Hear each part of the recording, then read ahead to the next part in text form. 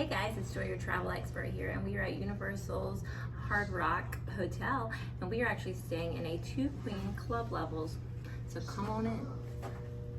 It's a little squeaky on the door. These rooms are actually going to be renovated soon, but the same structure of the room will be the same. They'll just probably get rid of the carpet and update some of the fixtures. Got a little coffee bar here, a little drawer. There's actually nothing in the drawer. A little fridge here.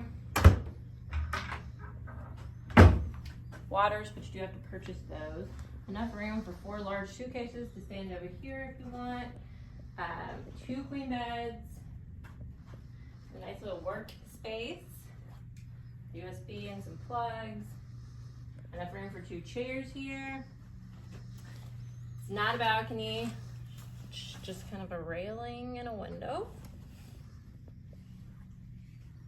Something that I think is kind of cool, my kids thought was super cool, they have different entertainers' heights over here, so you can stand against the mirror and see how tall you are.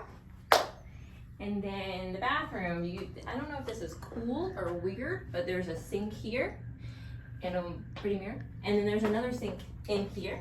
So you are kind of getting 2 spots to brush your teeth.